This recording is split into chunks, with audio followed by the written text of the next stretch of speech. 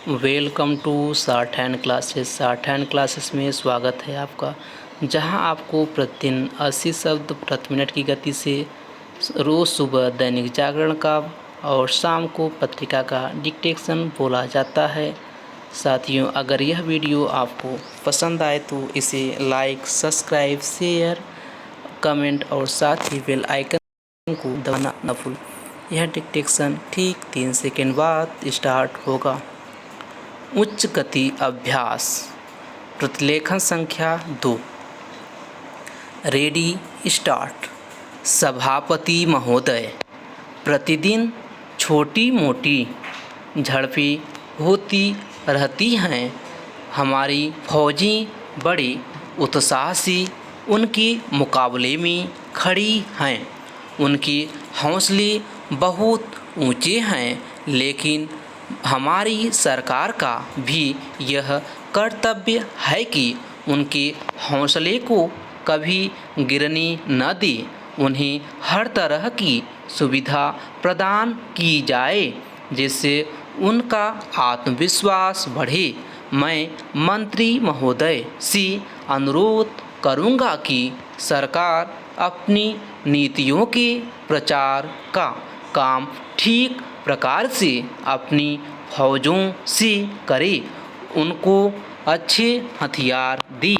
अनुसूचित जातियों और आदिवासी जातियों के आयुक्त ने जो अपना प्रतिवेदन प्रस्तुत किया है, उस प्रतिवेदन को देखने से यह प्रतीत होता है कि इसको तैयार करने में उन्होंने बहुत परिश्रम से कार्य किया है। इसके लिए मैं उनको और उनके सहयोगियों को धन्यवाद देता हूं, परंतु साथ ही साथ इस प्रतिवेदन के संबंध में कुछ आवश्यक निवेदन भी करना चाहता हूं।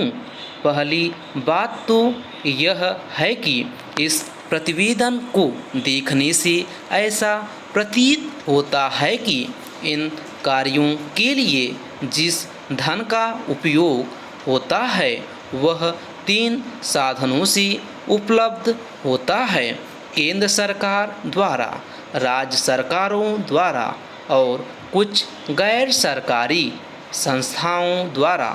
प्रतिवेदन के अनुसार जितना धन इन कार्यों पर व्यय करने के लिए दिया जाता है, उतना धन पूरी तरह से व्यय नहीं हो पाता।